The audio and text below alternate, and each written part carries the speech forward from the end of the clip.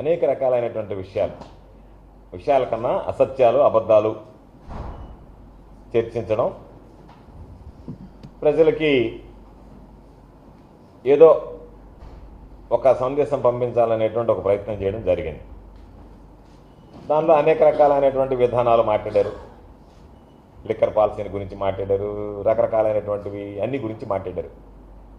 వాటన్నిటి మీద కూడా నిన్న మా నాయకుడు జగన్మోహన్ రెడ్డి గారు పూర్తి స్థాయిలో వివరణ ఇవ్వడం జరిగింది. అయితే అసెంబ్లీలో జరిగినటువంటి దానిలో ఒక విషయం ఏంటంటే, అన్ని పాములు ఆడితే ఏలికి పాము కూడా ఆడింది అన్నట్టుగా మన ఏలికి పాము సోమిరెడ్డి కూడా అసెంబ్లీలో 2-3 విషయాల మీద మాట్లాడడం జరిగింది. ఆయన పాపం లిక్కర్ పాలసీ మీద మాట్లాడాడు. లిక్కర్ పాలసీ మీద మాట్లాడితే ఉపన్యాసంలో ఏమి పెద్ద పసలేదు, కానీ బ్రాండ్లు మాత్రం అనర్గళంగా చెప్పాడు. చంద్రబాబు కూడా ఆశ్చర్యపోయాడు. అమ్మ కూడా ఇంత ఉందా ఈ పిల్లవాడి దగ్గర, ఇంత సబ్జెక్ట్ ఉందా అని పేర్లు ఏదో చెప్పాడు. Mansion House, OT, Kingfisher beer ఇలాంటివన్నీ లేకుండా చేశారని చెప్పాడు. పాపం శ్రీనివాస మహల్లో ఒక తెలిసినప్పటి నుంచి చిల్లరగా తిరగతా ముందు కింద అలవాటు పడ్డాడు కాబట్టి బ్రాండ్లు గిండి బ్రహ్మాండంగా అనర్గళంగా చెప్పగలిగాడు అని ఇతని గ్రంథ సాంగుడు అనేటువంటి విషయం ఇంకా పూర్తిగా కూడా తెలిసినట్లే చంద్రబాబుకు. పూర్తిగా ఇతను అన్నీ కూడా తెలిస్తే చంద్రబాబు ఇంకా ఆశ్చర్యానికి లోనయ్యేటువంటి పరిస్థితి ఉంటుంది. దాంట్లో మాట్లాడేటప్పుడు ఒక మాట చెప్పాడు, ఈ బ్రాండ్లన్నింటి మీద ఈ విధంగా జరిగింది, విచారణ చేయించాలి వీటన్నిటి మీద పూర్తి స్థాయిలో అని నా పేరు కూడా చెప్పాడు. నేను చంద్రమోహన్ రెడ్డికి సవాల్ విసురుతున్నా. చంద్రమోహన్ రెడ్డికి నీతి జాతి ఉంటే, నేను మరలా చెప్తున్నా, నీతి మంతుడు లేదు, జాతి లేదు, నీతి జాతి ఉంటే నువ్వు అసెంబ్లీలో మాట్లాడినటువంటి మాటలు ఏదైతే ఉన్నాయో అవి నీకు ఇష్టం వచ్చినటువంటి ఏజెన్సీ చేత విచారణ చేసి నువ్వు రుజువు చేయని చెప్పి సవాల్ విసురుతున్నా. నీకు చేతనైతే, చేత కాలేదంటే చేతులు ముడుచుకొని కూర్చో, నేను వాగాను వెళ్ళిపోయానని మాట్లాడు. నీకు చేత అయితే ఈరోజు నువ్వు ఎస్ఎన్జే డిస్టిలరీస్ గురించి మాట్లాడావు. ఎస్ఎన్జే డిస్టిలరీస్కి ఎవరు పర్మిషన్ ఇచ్చాడు? చంద్రబాబు నాయుడు ఇచ్చాడా, జగన్మోహన్ రెడ్డి గారు ఇచ్చాడా? ఎస్ఎన్జే డిస్టిలరీస్ ఎప్పుడు ఓపెన్ అయింది? మీ హయాంలో ఓపెన్ అయిందా, ఎవరి హయాంలో ఓపెన్ అయింది? ఎందుకని నువ్వు ఒక మాట చెప్పు, ఓపెన్ చేశాడని తమరిని పిలిచారు, తమరు పోయిన వెంటనే మొదలుపెట్టారు బేరసారాలు ఆడ వాళ్ళ దగ్గర. అందుకని వాళ్ళు, నేను ఎమ్మెల్యేగా ఉన్నప్పుడు నన్ను పిలిచారు, ఎమ్మెల్యేగా గౌరవించి. నువ్వు మంత్రిగా ఉన్నా నేను ఎమ్మెల్యేగా ఉన్నాను కాబట్టి నన్ను పిలిచారు, అంతే తప్ప దాన్ని ఆయనే ప్రారంభించాడంటే, నీ ప్రభుత్వంలో నేను ప్రారంభించానంటే నువ్వు సిగ్గుపడాలనా, గర్వపడాలనా? కాబట్టి అది ఏ హయాంలో వచ్చింది అనేది కూడా తెలియకుండా నీకు మతిమరిపోయిపోయా, చెవుల్లో మిషన్ పెట్టుకున్నా కూడా వినపడకపోయా, ఎవరన్నా చెప్పినా కూడా చెవుడు ఉండా, తలకాయ పని చేయకపోయా.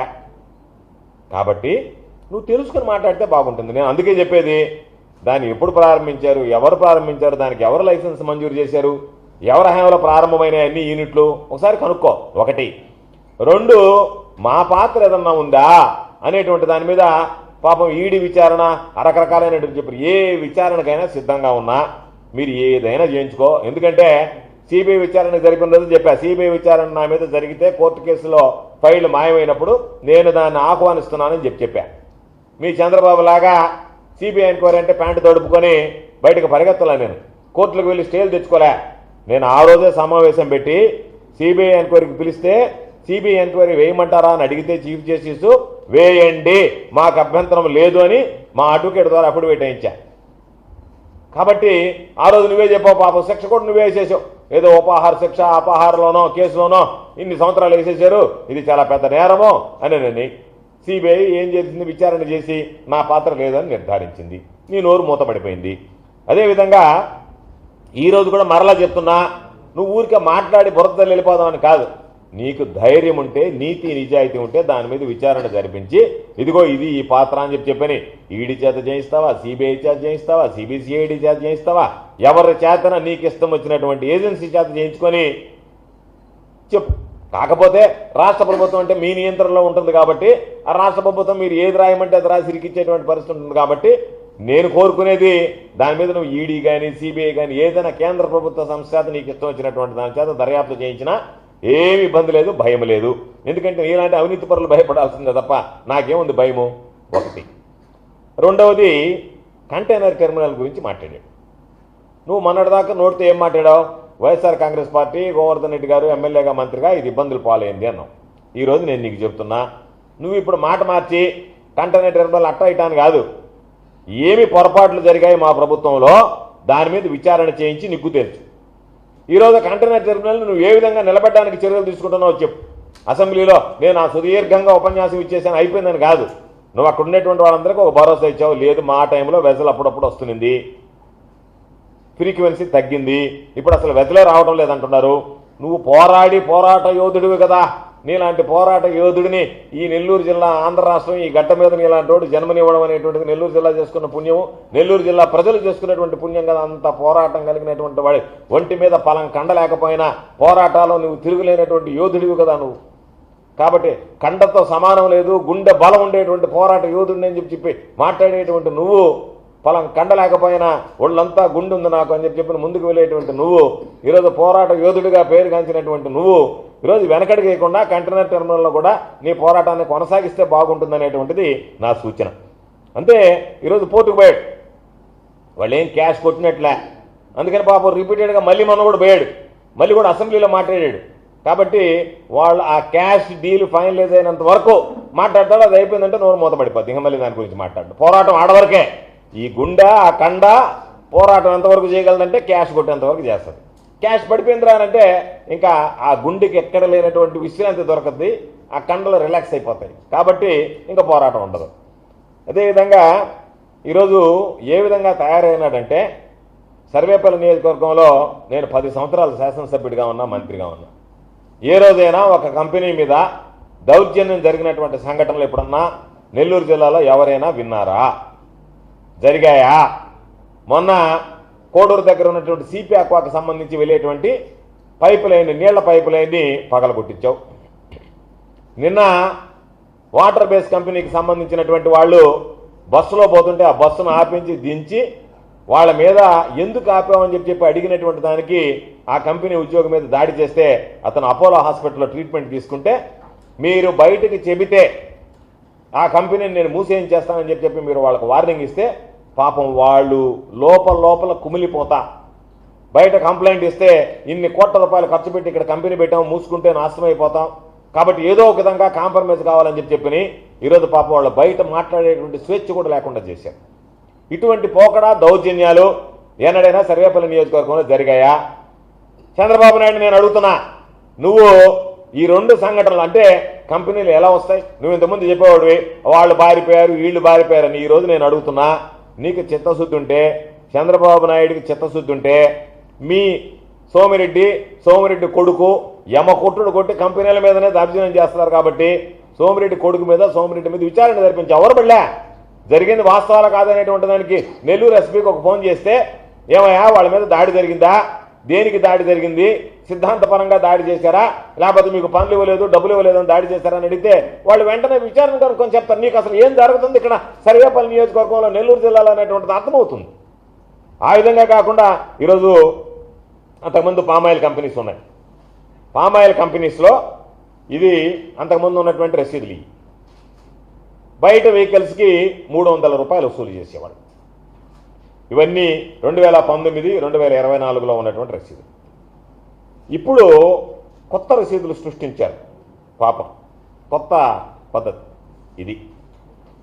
కేపీ ఎడిబుల్ ఆయిల్ ఓనర్స్ అని 800 రూపాయలు. మామూలుగా మనము సినిమాకు పోయినప్పుడు సినిమా టికెట్ల మీద పాత రోజుల్లో ఉండేది నెట్ ఇంత, అది ప్రొడ్యూసర్కి బాధ్యత, ట్యాక్స్ ఇది ప్రభుత్వానికి వస్తుందని. అట్టా ఈ 800 నెట్ సోమిరెడ్డి ఆఫీసుకు పోద్దంట.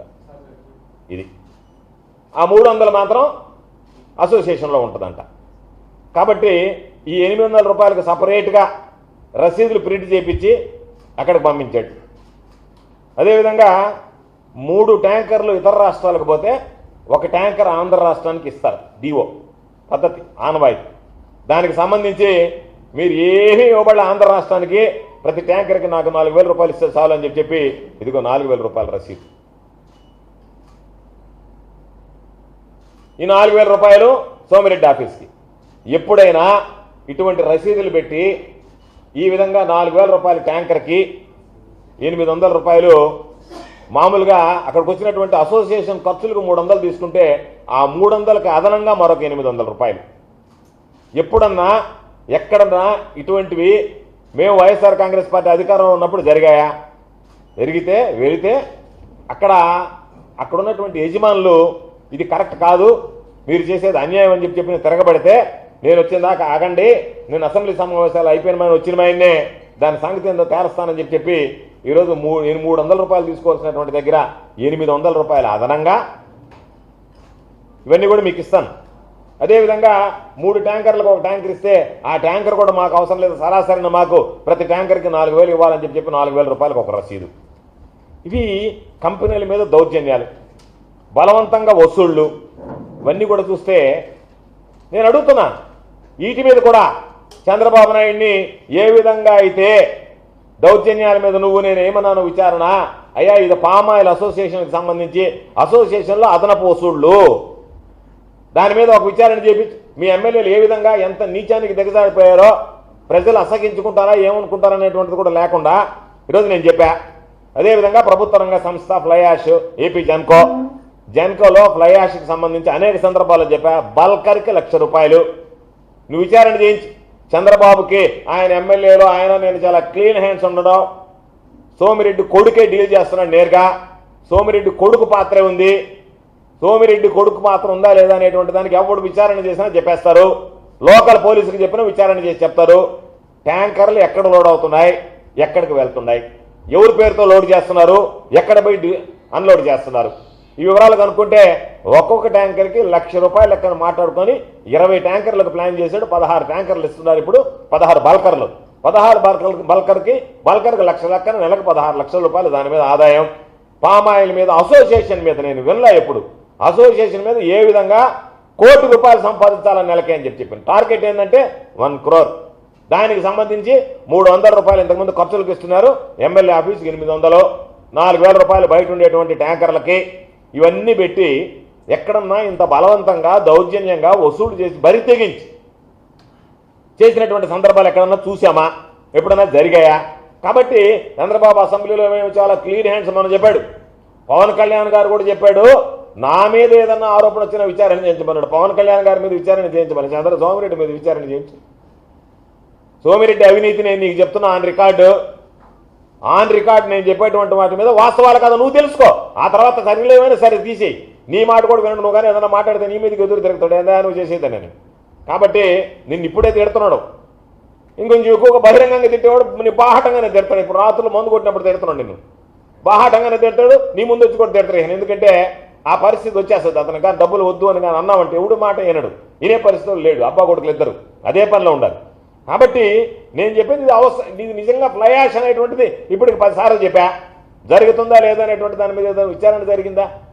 లేదే. అంటే మీరు దోచుకోండి అని చెప్పి మీ ఎమ్మెల్యేలకు లైసెన్సులు ఇచ్చారు, మీ ఎమ్మెల్యేలు కొడుకు సోమిరెడ్డి కొడుకు ఇదోచ్చగా దోచి పారేస్తున్నారు, మీరేం పట్టించుకునేటువంటి పరిస్థితులు లేడు. ఆయనేమో వాడు మరలా పాపం నాకు అనిపించింది కొంచెం బక్కగా ఉంటాడు, కానీ కొంచెం కాషాయ వస్త్రాలు వేసి పైన కానీ వేసి కొంచెం గడ్డం ట్రిమ్మింగ్ చేసి కొంచెం కలర్ ట్రిమ్మింగ్ చేస్తే అమ్మా రామకృష్ణ పరమహంస మళ్ళీ వచ్చాడా అన్నట్టుగా మాట్లాడాడు. తలకేదన్నా కనుక ఓ మంచి తాపకాన్ని పెడితే మళ్ళీ స్వామి వివేకానంద వచ్చాడా అన్నట్టుగా అనిపించింది, గడ్డం మీసం తీసేస్తే. కొంచెం గడ్డం పొడుగ్గా పెంచి పైన కిరీటం పెడితే ఛత్రపతి శివాజీ లాంటి యోధుడు దొరికాడా మనకని అనిపించింది అసెంబ్లీలో మాట్లాడుతుంటే. కాబట్టి ఏ గెటప్ అయినా సరే సూట్ అయ్యేటువంటి విధంగా మాటలు మాట్లాడేవే. పాపం చంద్రబాబు నాయుడు అనుకున్నట్టు అబ్బా ఇట్లాంటి వాడు కదా ఈ ప్రభుత్వానికి, రాష్ట్రానికి, దేశానికి అవసరం, ఇంత నీతి నిజాయితీ కలిగినోడు చేసేటువంటి గబ్బు పనులు, గలీజు పనులు నెల్లూరులో కంపు కొడుతుంటే వాటి గురించి తెలియకుండా నీకు అసెంబ్లీ దాకా కొట్టద్దు కంపు ఇంకొక సెషన్కి, ఇప్పుడు నెల్లూరులోనే కొడుతుంది కంపు, ఈ కంపు. అందుకని చెప్పి నువ్వు పాపం ఆయన ఏదో చెప్పాడు, ఆయన పాపం పొంగిపోయాడంట చంద్రబాబు నాయుడు గారు ఈయన అనర్గణమైనటువంటి ఉపన్యాసానికి బీరు బ్రాండ్లు చెప్తా ఉంటే, మందు బ్రాండ్లు చెప్తా ఉంటే. కాబట్టి నేను అడిగేది ఈరోజు లేఅవుట్ల గురించి మాట్లాడు. ఎస్, ఎక్కడ లేఅవుట్లు ఉన్నా సరే నీ అల్లీపురం చుట్టూ ఉన్న లేఅవుట్కి ప్రతిపక్షంలో ఉన్నప్పుడు నువ్వు తమరో డబ్బులు పిండి కళ్ళు మూసుకున్నటువంటి వాడివి, నీ ఇంటి చుట్టూ ఉన్న అక్రమమైనటువంటి లేఅవుట్ ఈరోజు విచారణ జరుగుతుందని చెప్పారు, ఈరోజు పత్రికలో వచ్చింది, వాటి మీద విచారణ జరుగుతుంది అన్నారు, సంతోషం. ఆ విచారణలో వాస్తవాలు నిగ్గుదాల్చకుండా తొక్కిపెట్టే పని ప్రయత్నం చేయకండి. ఎవరి పాత్ర ఉంది, ఎవరున్నారు దీని వెనక, నీ ఊర్లో నీకు లేఅవుట్లు వేస్తే అవి కనపడలేదా? నేను ఒకటే మాట చెప్పా, లేఅవుట్ల దగ్గర ఈ 40 రోజుల్లో నేను ఎమ్మెల్యే అయిన తర్వాత ₹1 తీసుకోలేదని ప్రమాణం చేయమన్నా. నేను చెప్తున్నా, లేఅవుట్ రోడ్లు నువ్వు అడిగినంత దిగిపోతే వాళ్ళ రోడ్లు తవ్విస్తుంది. ఏం హక్కు ఉంది నీకు? ఏం అధికారం ఉంది నీకు? ప్రైవేట్ లేఅవుట్ వాళ్ళు పెట్టి నుడా కింద పర్మిషన్ తీసుకుని ఇస్తే నాకు మీరు మామూలు లేదు కాబట్టి మీకు పోయేటువంటి దారులు తోసేస్తా. లేదనుకుంటే వాళ్ళని పిలిచేది ఎవరినో ఒకరిని, రెవెన్యూ వాళ్ళని, దాంట్లో గవర్నమెంట్ ల్యాండ్ కలిసిందని చెప్పి మీరు మాట్లాడండి, నా దగ్గరికి వస్తారు, నేను డబ్బులు వసూలు చేస్తా. ఇప్పుడున్నా ఈ జిల్లాలో ఎక్కడన్నా జరుగుతుందా? సర్వేపల్లిలోనే జరుగుతుంది. రాష్ట్రంలో ఎక్కడన్నా జరుగుతుందా? సర్వేపల్లిలోనే జరుగుతుంది. సోమిరెడ్డి కొడుకు ఇద్దరు బరి తెగించారు కదా ప్రతి విషయంలో దోచుకోవడానికి. ఇది వాస్తవమా కాదా? లేఅవుట్ల విషయంలో నువ్వు డబ్బులు వసూలు చేసావా లేదా? ఎవడన్నా లేఅవుట్ల దగ్గర చాలామంది ఎమ్మెల్యేలు పనిచేశారు సర్వేపల్లిలో. లేఅవుట్ల వాళ్ళ దగ్గర డబ్బులు వసూలు చేసినటువంటి నేపథ్యం ఎప్పుడన్నా సర్వేపల్లి నియోజకవర్గంలో ఉందా? జరిగిందా? ఇప్పుడు జరుగుతుందా? అదేవిధంగా పాపం ఉన్నప్పుడు చెప్పాడు, నేనున్నప్పుడు సూరాయపాళెం అనేటువంటి విలేజ్లో సంగం బ్యారేజీ దగ్గర ఆనుకుని ఉండేటువంటి విలేజ్లో అక్కడ పాపం రైతులు ఇబ్బంది పడతారు, భూగర్భ జలాలు అడుగంటిపోతాయి కాబట్టి అక్కడ శాండ్ ఎత్తడానికి లేదు అని చెప్పి ఎవరు ఎన్ని చెప్పినా ఎత్తనే లేదు. అక్కడ నేను వ్యాపారం చేయనిలేదు. అటువంటిది ఈరోజు ఇరిగేషన్ వాళ్ళని పంపించి మీరు ఏమి చేస్తారో నాకు తెలియదు, డ్రెడ్జింగ్ చేయాలంట, అక్కడ లోతు పెంచాలంట, అక్కడ ఎంత లోతుంది, ఎంత ఇసుక ఉందంటే ఇసుక కొట్టేయడానికి రకరకాలైనటువంటి కారణాలు పెట్టి ఆ కారణాల ద్వారా ఎక్కడ ఇసుక కొట్టేసి అవన్నీ మొత్తం పొలాలని ఎడారులుగా మార్చేద్దామని దాదాపుగా ₹100 కోట్ల స్కెచ్ వేసి సూరాయపాళెం దగ్గర ఇసుక ఎత్తడానికి ఈరోజు నువ్వు ప్లాన్ చేసావా లేదా అనేటువంటి మాట ఈరోజు నీ హయాంలో, నా హయాంలో అక్కడ జరిగిందా? ఎవడన్నా నా హయాంలో ఒక్క ఇసుక రేణు సూరాయపాళెం దగ్గర నుంచి ఎత్తాడా? ఈరోజు నువ్వు ఎత్తడానికి ప్రయత్నం చేస్తున్నావా లేదా? నేనున్నప్పుడు ర్యాంపులు పెట్టలేదే, నేనున్నప్పుడు రీచ్లు పెట్టలేదే. కారణం ఏంది? రైతుల గురించి ఆలోచన చేసాం, రైతుల సంక్షేమాన్ని గురించి ఆలోచన చేసాం. ఇలాగ క్యాష్ గురించి, చిల్లర గురించి ఆలోచన చేయాలి, చిల్లర చేష్టలు చేయలే. ఈరోజు ఎవరో చెప్పారు, కందలపాడు గ్రామంలో వేరే వాళ్ళకి గ్రావెల్ క్వారీ ఇస్తే ఆ రోజు వైఎస్ఆర్ కాంగ్రెస్ పార్టీ ప్రభుత్వంలోనే నేను వైఎస్ఆర్ కాంగ్రెస్ పార్టీ శాసనసభ్యుడిగా ఉంటే ఆ పార్టీ ఈ పార్టీని కాకుండా గ్రామస్తులందరూ నా దగ్గరికి వస్తే ఒకే విషయం చెప్పాను, అది గ్రామస్తులు వద్దంటున్నారు, దాన్ని ఎత్తడానికి లేదని చెప్పాను. నష్టపోతామన్నారు, నష్టపోయినా పర్వాలే, మీరు ఏదో ఒక విధంగా ఎవరన్నా ప్రత్యామ్నాయాలు చూసుకోండి, ఎవరు ప్రభుత్వంలో ఎవరిచ్చినా దాన్ని ఎత్తడానికి వీలు లేదని చెప్పి గ్రామస్తుల కోరిక మేరకు క్వారీ ప్రారంభించారు. ఈరోజు చంద్రమోహన్ రెడ్డి వాళ్ళందరూ పిలిచి పాత ప్రభుత్వంలో ఇచ్చినటువంటి క్వారీ పర్మిషను మనం ఆపడానికి లేదు, ఎందుకంటే నీకు క్యాష్ పడిపోయింది. క్యాష్ పడకపోతే కదా గుండె పోరాటం గుర్తుకొస్తుంది. క్యాష్ పడిపోయిందంటే కండ రిలాక్స్ అయిపోద్ది కదా, అందుకని నీకు మా గుండె రిలాక్స్ అయిపోయింది, పోరాటం ఒప్పుకోవడంలా. క్యాష్ కోసం తాపత్రయపడుతుంది. ఓ పక్క డబ్బా, ఓ పక్క బ్లాక్ మెయిలింగా, వీటి కోసం తాపత్రయపడేటువంటి నీ గుండె పాపం ఆ డబ్బు చూడగానే అది ఆ తాపత్రయం పోరాటాన్ని వదిలి అంటుంది. పోరాటాన్ని వదిలేసి ఇప్పుడు వాళ్ళని పిలిచి ఏం చెప్పాడంటే, మీకేదన్నా ఉంటే ₹10 ఇస్తారు మన తెలుగుదేశం వాళ్ళకి, మీరు ఎవరు అడ్డపడబాకండి, కానీ గ్రావెల్ మాత్రం ఎత్తుకొనివ్వండి, ఇది మన ప్రభుత్వం ఇచ్చింది కాదు గత ప్రభుత్వం ఇచ్చిందని చెప్పండి అని చెప్పి గ్రామంలోనే క్వారీలు పెట్టడానికి సిద్ధపడ్డటువంటి గనుడు. నేనున్నప్పుడు పర్మిషన్ తీసుకొని వచ్చారు నా దగ్గరికి. మీకు ఎవరిచ్చారు పర్మిషన్ అని అడిగాను. వాళ్ళ దగ్గర తెచ్చా ఎన్ఓసి అన్నీ జరిగాయని అన్నాడు. ఏది ఏమైనా సరే ఆ గ్రామంలో మీరు క్వారీ ప్రారంభించలేదు కాబట్టి ప్రారంభించడానికి లేదు అన్న, ప్రారంభించనివ్వలేదు. తెలుగుదేశం వాళ్ళు అందరూ కలిసి వచ్చి మాట్లాడింది. అందుకే ఈరోజు కొంతమంది బయట మాట్లాడుతున్నారు తెలుగుదేశం వాళ్ళే. గోవర్ధన్ రెడ్డి శాసనసభ్యుడిగా మంత్రిగా ఉన్నప్పుడు వాళ్ళ ప్రభుత్వంలో వచ్చినటువంటి క్వారీనే ఆయనే ఆపించాడు. ఈరోజు ఆ ప్రభుత్వంలో ఇచ్చినటువంటి క్వారీని మనం ఆపలేమా? అంత శక్తి లేదంటే శక్తిలో ఏమి ఇబ్బంది లేదు, శక్తి ఉంది, యుక్తి ఉంది. ఆ యుక్తి పనిచేసింది కాబట్టి శక్తి బలహీనపడిపోయింది. డబ్బులు కొట్టేయాలనేటువంటి యుక్తి ఎప్పుడైతే సోమిరెడ్డికి పనిచేసిందో సోమిరెడ్డి శక్తి బలహీనం అయిపోయింది. యుక్తి శక్తి లేనోడు కాదు, రెండు ఉన్నాయి. ఆ శక్తి బలహీన పడిపోవడానికి యుక్తి కారణం, డబ్బులు పడిపోయింది.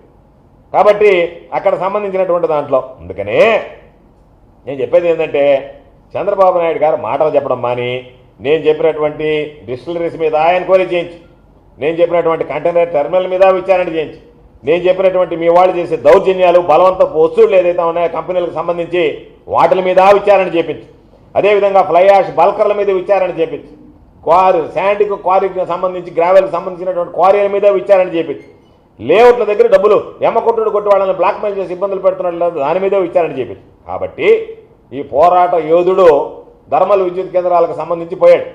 ఆ ధర్మల విద్యుత్ కేంద్రాల్లో ఆ ధర్మల విద్యుత్ కేంద్రాలకు పాపం అందరూ ఏదో కమ్యూనిస్టులు అందరూ కలిసి చేస్తున్నారు పోరాటం. పెద్ద జెండా ఎత్తకపోయాడు. వాళ్ళు మన ఎన్ని చిన్న చిన్న జెండాలు కదా అని ఆ జెండాలను తీసుకొచ్చి ఈ జెండా ఈ పాపం సోమిరెడ్డి పెద్ద జెండా కదా అని సోమిరెడ్డి జెండా నీడలో పెట్టారు. వాళ్ళు మొత్తం తీసిపోయి వాళ్ళ దగ్గర కూర్చొని అమ్మ నూకాడు. ఒకటి అమ్మి క్యాచ్ చేసుకున్నాడు. ఎప్పుడే చెప్పాడు సారా ఉద్యమం అని. అప్పుడు నీకింత పనితనం ఉందని ఎవరు గుర్తించుంటే ఆ రోజు బేర సారా జరిగి సారా ఉద్యమాన్ని కూడా ఎవరు ఒక లెక్కర కాంట్రాక్టర్కి అమ్మ నూకుండేవాడు. ఆ రోజుకి నీలో ఇంత పరిణితి, ఇంత శక్తి, ఇంత యుక్తి, ఇంత చావ, ఇంత కండబలం, ఇంత గుండె బలం ఉన్నాయనేటువంటిది తెలియలే పాపం. నిన్ను ఎవరు కనిపెట్టలేకపోయారు. ఎందుకంటే రాజకీయాల్లోకి రాలేదు కదా. అప్పటికి నీ ప్రావీణ్యం ప్రజలకు తెలియదు కాబట్టి, వాళ్ళు ఎవరు ముందుకు రాలేదు కాబట్టి పాపం నువ్వు ఆ రోజు దాని ఏదో ఉద్యమాన్ని ముందు పెట్టి నడిపించావు. లేకపోతే దాన్నే ఆమోగ నూకుండేవాడు, దాన్నే ఎమ్మేసి ఉండేవాడు. ఏది సారా ఉద్యమంతోనే నీ అమ్ముడు కార్యక్రమం ప్రారంభమైండేది ఈ జిల్లాలో. కాబట్టి తర్వాత ధర్మల విద్యుత్ కేంద్రాలు వచ్చినా ఏదొచ్చినా సరే ఎవడో ఒకటి చెప్పండి నిన్న ఏంద్రా నాయన పరిస్థితి అంటే ఏమి లేదు సార్. సాధారణంగా కళాకారులు ఏం చేస్తారంటే ఏదన్నా కళను ప్రదర్శించిన తర్వాత దుప్పటి పరిచి కూర్చుంటాడు. అట్లా సోమిరెడ్డి పని ఏంటంటే దుప్పటి పరిచి కూర్చొని ఉన్నాడు. ఎల్కిలు అయిపోయినాయి నేను మీరు కానీ నేను చెప్పి దుప్పటి పరిచా దుప్పటి మీద కూర్చొని ఉంటే ఎవడన్నా వస్తే ఆ దుప్పటి మీద వేసిపోండి అని చెప్పాను. కళాకారుడు చేసే పని ఏంది, ఎవడన్నా ఒకడు మామూలుగా ఏదన్నా ఒక ప్రదర్శన ఇస్తే ఆ ప్రదర్శన అయిపోయిన తర్వాత ఏం చేస్తారంటే పేద కళాకారులు కానీ యాచకులు కానీ దుప్పటి ఒకటి పరిచి కూర్చుంటారు. అంటే నేను ప్రదర్శించినటువంటి దాని మీద ఏమని అట్టా అయ్యా నేను ఏదో ఎన్నికల్లో గెలిచాను, నేను నా ప్రదర్శనకి మీరందరూ విచోదికంగా సహాయ సహకారాలు అందించండి అని చెప్పి కాకపోతే పాము వాళ్ళు అర్థిస్తారు, నువ్వు బెదిరిస్తున్నావు అని. పెద్ద తేడా ఏం లేదు ఇద్దరికి. వాళ్ళు అర్థిస్తారు అయ్యా ఏంటి అని ఏదన్నా దానం చేయండి అని. నువ్వు ఇస్తావా ఇవా లేకపోతే నేను అంత చూడమంటావు, బెదిరించి అంత ఇచ్చుకుంటున్నావు, అంతే తేడా. కాబట్టి ఎన్నికల్లో గెలిచావు, దుప్పటి పరిచేసావు, వాటికి సంబంధించినటువంటి దాంట్లో అన్ని కార్యక్రమాలు ఉన్నాయి. కాబట్టి నీకు కానీ తెలుగుదేశం పార్టీకి కానీ చంద్రబాబు నాయుడుకి కానీ చిత్తశుద్ధి ఉంటే నేను ఈరోజు ఆరోపించినటువంటి అంశాల మీద విచారణ చేయించి దీంట్లో ఎందుకంటే ఈరోజు నీ ప్రభుత్వం ఉండొచ్చు, రేపు ప్రభుత్వం మారచ్చు. గతంలో కూడా నువ్వు చేసినటువంటి ఇబ్బందులకి ఆ రోజు నీరు చెట్టు కింద నువ్వు దోచుకున్నావు. ఏ విధంగా దోచుకున్నావో నాకు తెలుసు. ఎందుకంటే నీకు ఇచ్చింది మాన్యువల్ రేట్, నువ్వు చేసింది మిషన్లతో. తెలిసిన తర్వాత తెలియనటువంటి వాడు కాదు, నీలాగా పెద్ద చదువు చదువుకొని చీఫ్ ఇంజనీర్ స్థాయి అవుతుందా, నేను ఏదో మామూలుగా బీటెక్ చదువుకున్నటువంటి సివిల్ ఇంజనీర్ నేను. కాబట్టి నాకు అంత మాత్రం తెలియకపోలే.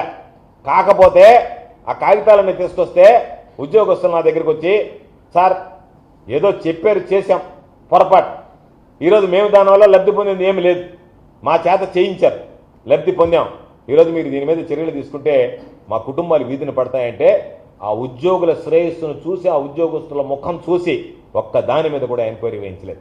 ఆ రోజు నువ్వు దోచుకున్నావు, నీరు చెట్టు మీద నిన్ను గతంలో చెప్పాం, కానీ ఎందుకు విచారణ వేయించలేదు అంటే వాళ్ళ పాపం ఆ ఉద్యోగస్తుల ముఖం చూసి విచారణ చేయించలేదు. అందుకని ఈరోజు మరలా ఉద్యోగస్తులు ముందుగానే చెప్తున్నాం, ఇటువంటి పొరపాట్లు మరలా పునరుత్వం అయితే ఈ ప్రభుత్వం ఎన్ని రోజులు ఉంటుందో తెలియదు, ఎప్పుడు ఎవరు వస్తారో తెలియదు. మరలా ప్రభుత్వం మారినప్పుడు ఖచ్చితంగా వీటి మీద విచారణలు జరుగుతాయి. మీకు ముందుగానే చెప్తున్నాం, ఈసారి విచారణ నుంచి అవ్వడం తప్పించుకోలేడు. పోయినసారి మీరు వచ్చి అడిగారు కొన్ని సందర్భాలలో అనేక రకాలైనటువంటి శాఖలు, ఇరిగేషనే కావచ్చు, మరొకటి కావచ్చు, అనేక శాఖలు వచ్చి అడిగితే అప్పుడు సరేనని చెప్పి దాన్ని పెద్దగా పట్టించుకోలేదు. ఎవరి మీద కూడా విచారణ తేలేదు, ఎవరి మీద కక్ష సాధింపులకు పాల్పడలేదు, రెడ్ బుక్కో మరొక బుక్కో రాసుకోలేదు, ఆ రాసుకునేటువంటి అవకాశం లేదు, అవసరం లేదు. కాబట్టి ఈసారి మాత్రం ఉద్యోగస్తులు అందరినీ, జనకో ఉద్యోగస్తులు పాపం కొంతమంది రిటైర్డ్ అయ్యి పాపం పెన్షన్ వచ్చేటువంటి టైంలో జైలుకి పోవాల్సినటువంటి పరిస్థితి వస్తుంది. మిమ్మల్ని ఎవ్వరూ కాపాడలేదు మీరు చేసేటువంటి పనులకి. ఎందుకంటే ఎక్కడ ఏది అన్లోడ్ అయిందనేటువంటిది ఎప్పుడైనా భవిష్యత్తులో తెలుసుకోవడం పెద్ద పని కాదు, సులభమైనటువంటి పని. కాబట్టి ఇవన్నీ వాస్తవాలు బయటపడతాయి. సోమిరెడ్డి కొడుకు అంతఃపురంలో చేస్తారు. ఎందుకంటే అలీపురంలో ఇంటి తోడు రికార్డ్ 47 రోజుల్లోనే నెల్లూరులో ఒక ఇల్లు కొని రిజిస్టర్ చేసుకున్నాడు 6.5 కోటికి, తాను రెంట్కు ఉండేటువంటి ఇల్లు. కాబట్టి ఆయనేమో ఇల్లు మీద ఇల్లు కొనుక్కుంటా కట్టుకుంటా పోతాడు. రేపు బెంగళూరులో ఒక ఇల్లు కొంటాడు, హైదరాబాద్లో కొంటాడు, దుబాయ్లో కూడా కొంటాడు. ఈ సంపాదన ఇస్తే కానీ ఉంటే ఆ దుబాయ్కి వెళ్ళాడు అనుకో, తర్వాత మీరే దొరికేది, మీరు ఇబ్బంది పడేది మీరే. సోమిరెడ్డి కొడుకు అంటే ఒకడు దుబాయ్లో ఉంటాడు, ఒకడు స్విట్జర్లాండ్లో ఉంటాడు. అందుకని ఇబ్బంది పడేది మీరే. కాబట్టి ఖచ్చితంగా వీటన్నిటి మీద కూడా నేను చెప్పినటువంటి అంశాల మీద ప్రభుత్వం విచారణ జరిపించాలని, ముఖ్యమంత్రి గారు విచారణ జరిపించాలని, సోమిరెడ్డి కొడుకు దురాగతాలు, అవినీతి, అన్యాయాలు, అక్రమాలు ఆపుదలు చేసేటువంటి విధంగా చర్యలు తీసుకోవాలని ప్రభుత్వాన్ని డిమాండ్ చేస్తున్నాం. తప్పనిసరిగా వైఎస్ఆర్ కాంగ్రెస్ పార్టీ పక్షాన ఈ జిల్లాలో, ఈ నియోజకవర్గంలో ఎవరు ఏ విధంగా దౌర్జన్యాలకు పాల్పడినా సరే ఎక్కడ విడిచిపెట్టకుండా, అధికారం ఉంది కదా అని అధికారం ఉన్నటువంటి ఆ ఉడత బెదిరింపులకు బయటపడేటువంటి పిరికివాడిని కాదు, ఖచ్చితంగా నేను అందుకే చెప్తున్నా, కార్యకర్తలు ధైర్యంగా ఉండండి. మీ ప్రాంతాల్లో ఎక్కడైనా అన్యాయం జరిగినా ఎదిరించండి, ఏమి ఇబ్బంది లేదు, కార్యకర్తలకు అండగా ఉంటాం. వైఎస్ఆర్ కాంగ్రెస్ పార్టీకి సంబంధించినటువంటి వాళ్ళ మీద దౌర్జన్యాలు, వాళ్ళకి సంబంధించినటువంటి భూములు బలవంతంగా లాక్కోవడమో అటువంటి విషయాల మీద కూడా ఎవ్వరూ భయపడాల్సినటువంటి అవసరం లేదు అని చెప్పి సందర్భంగా తెలియజేస్తూ మరొకసారి ప్రభుత్వాన్ని నేను పేర్కొన్నటువంటి అన్ని అంశాల మీద విచారణ జరిపించి నిగ్గు తేల్చాల్సిందిగా డిమాండ్ చేస్తున్నాను.